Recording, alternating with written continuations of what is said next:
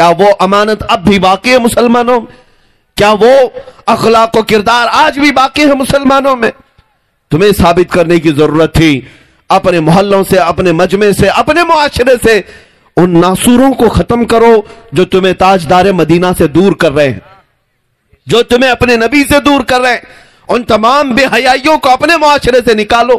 حضور پاک صلی اللہ تعالی علیہ وسلم کی محبت میں جینے مرنے والا مسلمان کبھی ایسی چیز کو اپنے گھر میں پنپنے نہیں دے سکتا جو اسے مصطفیٰ کی رضا میں خلل پیدا کرے۔ آج آپ کو ایک مثال دیتا ہوں، گانے، باجے، ٹیلی ویژن، عورتیں مکمل زندگی یہ سمجھ بیٹھی ہیں کہ سیریل کبھی ناغا نہیں ہونا چاہیے، قضا نہیں ہونا چاہیے، چاہے نمازیں چھوٹتی ہیں چھوٹنے دو، فلم کبھی چھوٹنا نہیں چاہیے۔ نوجوان بچوں کے حالات یہ کہ رات کے وقت ان کے ہاتھوں میں موبائل آیا اور گیم کھیلتے کھیلتے صبح ہونے لگ گئی، فجر کی اذان اور نماز کی طرف دنیا کے متقی چلے گئے، لیکن یہ رات بھر گیم کھیلنے والا اپنے بستر پر پیر پسارے سو گیا۔ اسے احساس تک نہیں کہ اسے اللہ تبارک و تعالیٰ بلا رہا ہے، اس کے نبی پاک کی آنکھوں کی ٹھنڈک نماز میں ہے۔ میرے عزیزو، جن چیزوں نے تمہیں میرے مصطفیٰ سے دور کر رکھا ہے ان چیزوں سے تمہیں نفرت آج کرنی ہوگی، آج ان کو اپنی زندگی سے دور کرنا ہوگا۔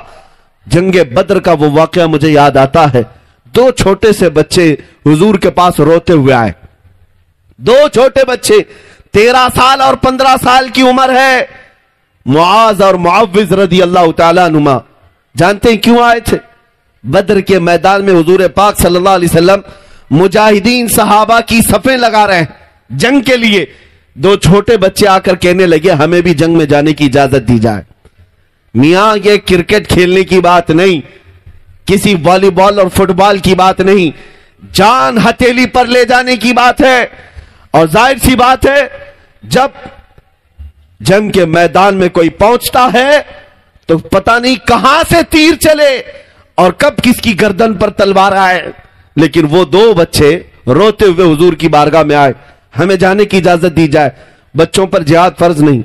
حضور پاک صلی اللہ تعالی علیہ وسلم نے ان کے اس جذبے کو دیکھ کر فرمایا ٹھیک ہے جاؤ، تمہیں اجازت دی جاتی ہے۔ میں تفصیل میں نہ جاتے ہوئے مختصر بتا رہا ہوں۔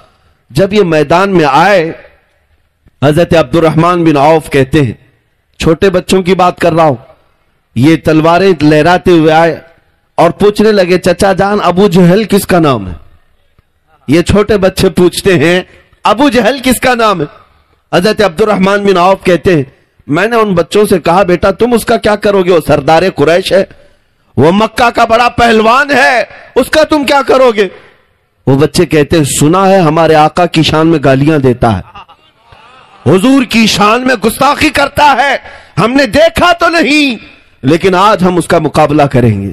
یہ کون سے گھر کے بچے تھے، کون سے گھر کے بچے تھے جو اپنے نبی پاک کی شان میں کوئی توہین برداشت نہیں کر سکتے؟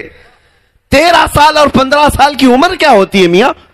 لیکن عبد الرحمن بن عوف صحابی رسول کہتے ہیں مجھے ان کی بات پر ہنسی آئی، لیکن اتفاق تھا کہ ابو جہل سامنے سے گزر رہا تھا گھوڑے سے۔ میں نے ان بچوں سے کہا یہی وہ مردود ہے جس کو تم تلاش رہے ہو، یہی وہ مردود ہے جو سردار قریش ہے۔ حضرت عبد الرحمن کہتے میری بات ابھی مکمل بھی نہیں ہونے پائی تھی کہ یہ بچے چیل کی طرح اس پہ جھپٹ پڑے۔ یہ دونوں چھوٹے سے بچے ایسے تیزی سے اس کے پاس گئے، ابو جہل کو احساس بھی نہیں تھا کہ کوئی بچہ اس کے قریب آ سکتا ہے۔ ایک بچے نے گھوڑے کی ٹانگوں پر تلوار ماری، گھوڑا زمین پر آیا اور دوسرا ابو جہل کے سینے پر سوار ہو گیا اور دونوں نے ہاتھ پکڑ کر کے اس کی گردن الگ کر دی۔ اور انہیں اگر کافروں کو مارا تھا تو ان بچوں نے پورے کفر کو مارا۔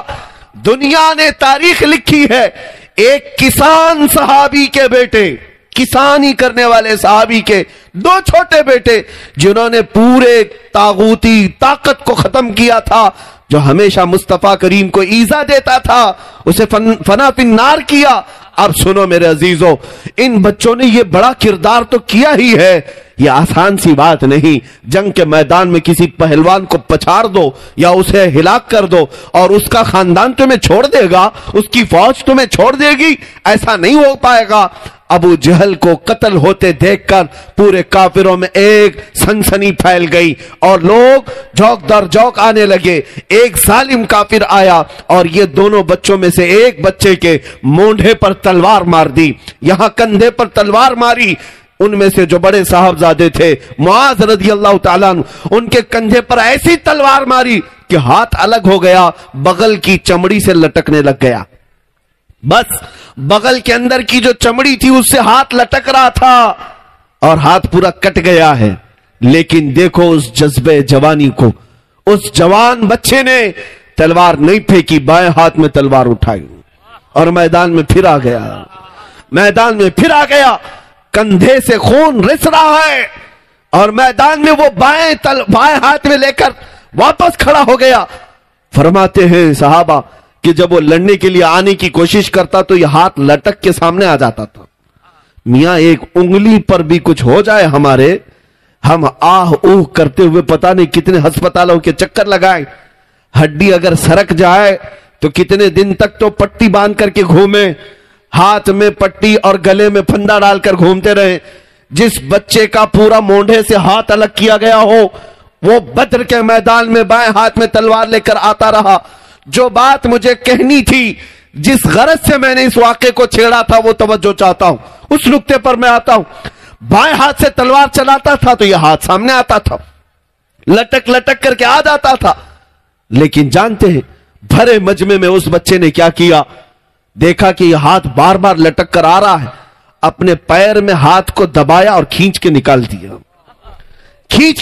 دیا, الگ کر دیا.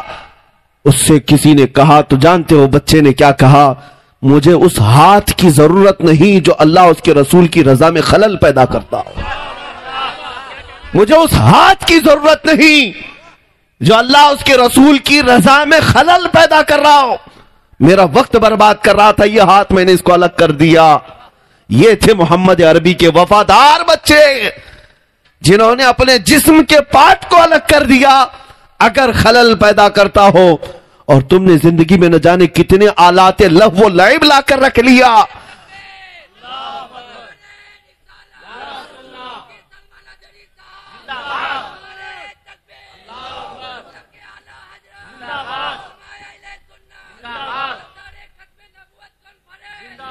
میرے عزیزوں, آج ہمارے گھروں سے وہ خوشبو آنی چاہیے تھی. آج ہمارے گھروں سے یہ بچے کہاں کے تھے؟ بدر کے میدان میں یہ دونوں بعد میں شہید ہو گئے, معاذ بھی اور معوذ بھی دونوں شہید ہو گئے. 14 شہیدوں میں بدر کے اگر نام آتا ہے تو ان دونوں کا بھی نام آتا ہے. میرے مصطفیٰ کریم کی حرمت پر, عزت پر مر مٹنے والے وہ بچے کہاں سے پیدا ہوئے تھے؟ جانتے ہیں ان کے باپ کو جب کہا جاتا تمہارے 2 چھوٹے بچے گئے تو وہ مسکرا کر کہتے تھے کہ میرے گئے نہیں, مصطفیٰ نے قبول کیا ہے, اللہ رب العزت نے قبول کیا ہے. اگر میرے اور 100 بچے ہوں تو ان قدموں پر میں نچھاور کر دوں. یہ انہی گھروں سے بچے مل سکتے ہیں جن گھروں کی ماؤں نے انہیں مصطفیٰ کریم کے نغموں کی لوریاں سنائی ہوں, حضور کی محبت میں انہیں سلایا ہو. یا انہی گھروں کے بچے ہو سکتے ہیں جہاں کی تربیت یوں کی جاتی ہو, میں سو جاؤں یا مصطفیٰ کہتے کہتے, کھلے آنکھ میری صلی علی کہتے کہتے. مسلمانوں, آج ہمیں بدلنے کی ضرورت ہے, آج ہمیں تبدیلی کی ضرورت ہے. ہمارے گھروں کی طرف جو آج ظالموں کی نظریں اٹھی ہیں وہ صرف اسی وجہ سے. دیکھو ایک بات یاد رکھیں, شیر جب تک شیر رہتا ہے ہر کوئی اس سے خوف زدہ رہتا ہے, اور شیر اگر کتوں کی حالت پر آ جائے تو ہر کوئی اس پر حملہ بھی کر سکتا ہے. تو کتے بننے کی کوشش شیر کو نہیں کرنا چاہیے. شیر کی حیثیت الگ ہے, وہ الگ انداز سے رہتا ہے. جب شیر اپنی شیری بھول جائے تو اس کے ساتھ کتوں جیسا سلوکی کیا جاتا ہے. کوئی بھی اس کو پکڑ لے گا, کوئی بھی اس کے ساتھ کچھ بھی کر لے گا.